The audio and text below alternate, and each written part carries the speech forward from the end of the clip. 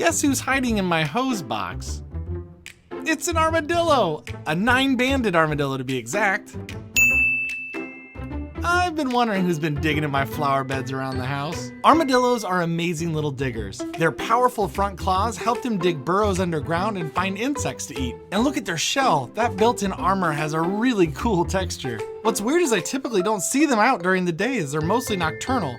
He's so cool and cute, I just had to include him in our book, The Nature Explorer's Drawing Guide for Kids, that you can pick up now on Amazon. So, mystery solved. I no longer need to